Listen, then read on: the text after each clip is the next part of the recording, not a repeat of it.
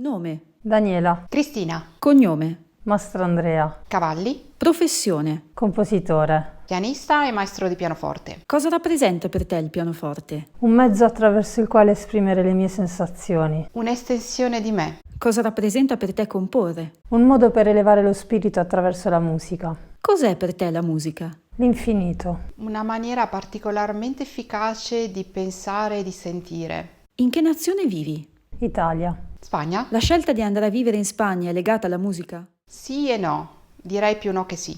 Come viene vista la tua professione nella tua nazione? Viene vista?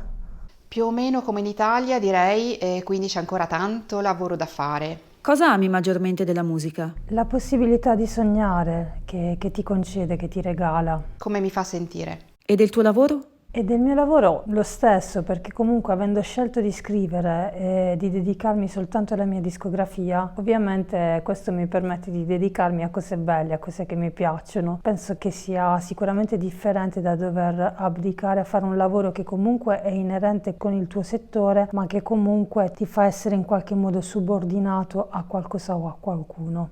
Il fatto di poter fare la differenza nella vita di qualcuno, nella mia, ma anche in quella degli altri, e questo più importante. Cosa invece fatichi a digerire? Un po' il sistema musicale che indirettamente subisco, perché per quanto io sia nella mia bolla di sapone, poi le cose che non funzionano burocraticamente in qualche modo si ripercuotono comunque su di me. Il fatto che sia ancora molto difficile comprendere cosa vuol dire fare il musicista. Come ti sei avvicinata al pianoforte? Non sicuramente per una mia volontà, una mia scelta, ma per volontà di mia zia che mi ha iscritto alla prima scuola di musica e poi per la tenacia di mia madre che ha fatto sì, insomma, che questa prima iscrizione fosse rinnovata per gli anni a seguire e quindi poi di lì completamento degli studi. Grazie alla mia mamma che a 8 anni mi ha portato alla scuola di musica del paese, devo tutto a lei.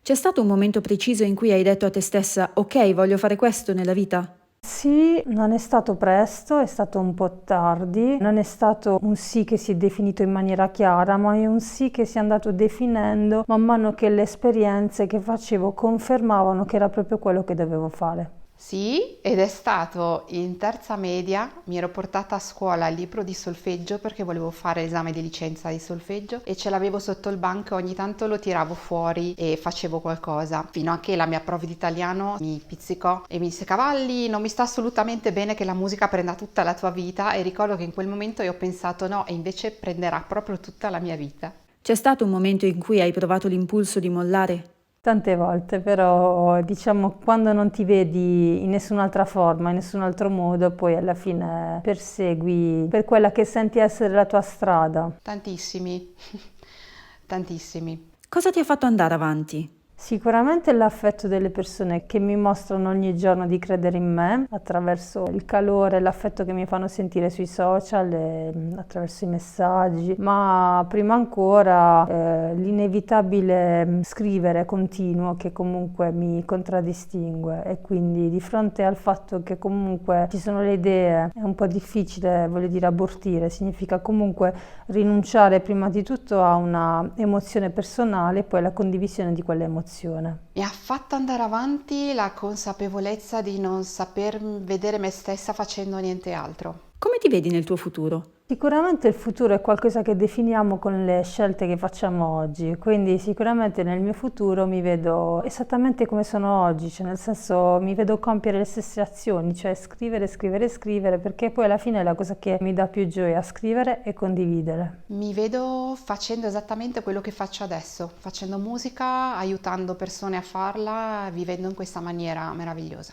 Parliamo di voi due. Come vi siete conosciute? Ho conosciuto Cristina sul web, non ricordo se direttamente su YouTube o su Instagram, comunque ho cominciato a seguirla sul suo canale YouTube e ho molto apprezzato i suoi contenuti perché erano una perfetta fusione tra professionalità e umanità, che è una cosa che nella musica e nei musicisti noto e mi colpisce particolarmente. Come ci siamo conosciute? Ci siamo conosciute online. Ci siamo conosciute online ascoltando l'una le cose dell'altra, apprezzandole, e una cosa ha portato alla seguente. Siete due artiste, ma pur essendo simili, sotto alcuni aspetti siete diverse. In cosa siete simili?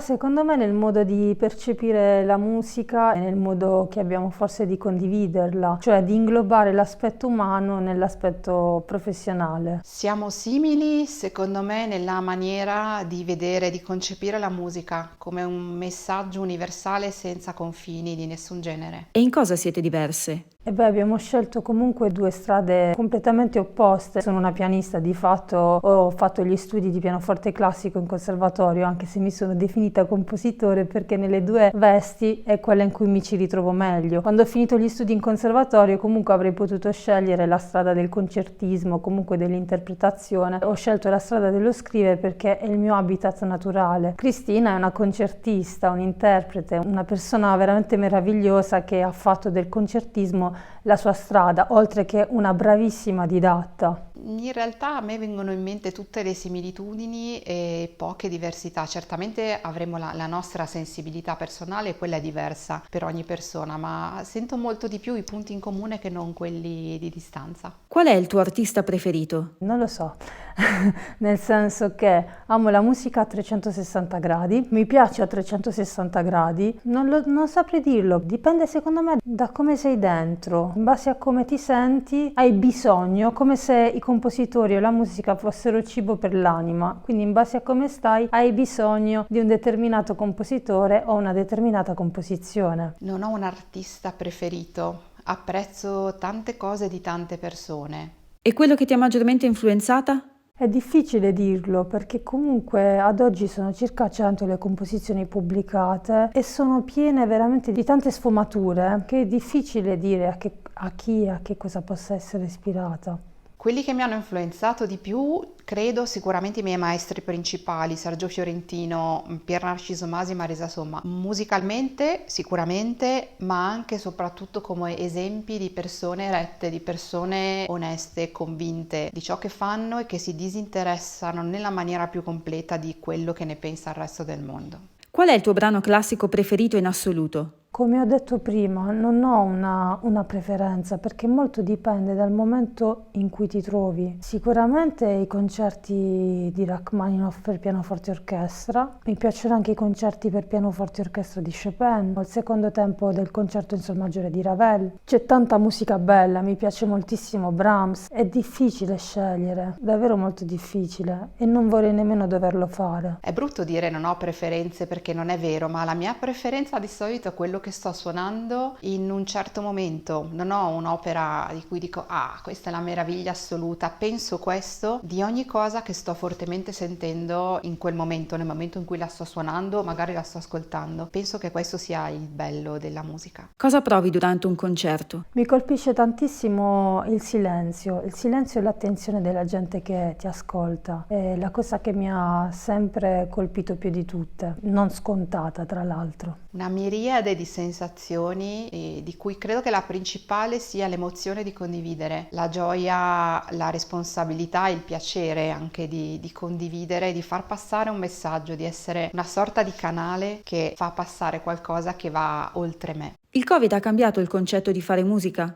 Sicuramente sì, prima c'era questa affezione ai live che a causa Covid ovviamente non ci sono più potuti essere e quindi ha in qualche modo imposto ai musicisti, anche a quelli che non avevano voglia di esporsi a livello mediatico, di farlo. Secondo me in realtà no, ha cambiato certamente certi lati pratici magari anche molto importanti, ma non ha certamente cambiato la maniera di fare la musica e soprattutto secondo me ci ha aiutato con il fatto della musica indifferita, della musica registrata che ci ha salvato in quel momento, quindi una cosa fantastica che ci sia stata, ma ci ha reso ancora più evidente che la performance dal vivo, la sensazione live non è in alcun modo sostituibile. Il lockdown ha avuto qualche aspetto positivo nella tua carriera?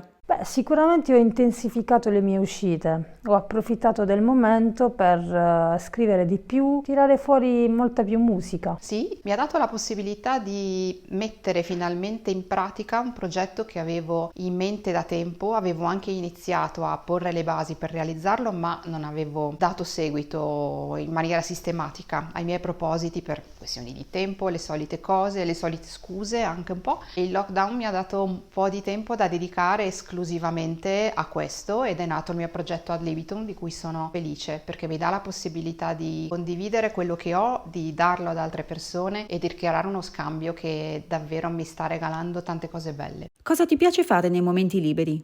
Scrivere. Mi piace stare all'aria aperta ogni volta che posso e mi piace tanto leggere, mi piace tanto scoprire cose nuove, curiosare sul mondo, sulle cose, sulla vita. Sono una curiosa. Se non fossi una pianista, cosa ti piacerebbe essere? Una scrittrice. Mi piacerebbe un sacco lavorare in un parco dove, o comunque in un luogo dove si curano e si sta con gli animali. Mi piacerebbe tantissimo, tantissimo, tantissimo. Ora passiamo a qualche domanda che non ha niente a che vedere con la musica. Stagione preferita? Io non sono mai andata d'accordo con le cose preferite. Sicuramente l'autunno e la primavera sono le stagioni più godibili perché l'estate fa troppo caldo e l'inverno forse fa troppo freddo. Forse autunno, un po' tutte per ogni suo lato. Diciamo che quella che mi piace meno è l'estate perché non amo il gran caldo. Adoro i colori dell'autunno, questo sì. Cibo preferito? Carboidrati, vale? Pizza. Quanto ti manca il caffè italiano? Mi manca da morire, da morire. Il caffè italiano non è sostituibile, la moka è stata la prima cosa messa in valigia quando ho preso il biglietto di sola andata. La musica è fatta di suoni e di silenzi. È così anche nella vita per te? Assolutamente sì, ma più di silenzi che di suoni, perché è quando ho gli occhi chiusi e sono in silenzio che appaiono i suoni, appaiono nella mente. Molto spesso quando mi siedo al pianoforte per scrivere è come se quell'atto prendesse il sopravvento sul silenzio, invece è bello quando dal silenzio nasce il suono. Sì, assolutamente. E quando qualcosa è davvero tanto autentico, quel silenzio è qualcosa di pieno e di bello, non qualcosa che pesa. Ti piace leggere? Sì, ma non tutto. Sì, molto. Cosa leggi solitamente? Libri di crescita personale, sul mindset, di marketing, questo genere di cose. Leggo un po' di tutto, da articoli su qualcosa, a saggi su argomenti anche molto distanti dalla musica, la narrativa, spazio parecchio. Grifondoro, serpe verde, corvo nero o tasso rosso?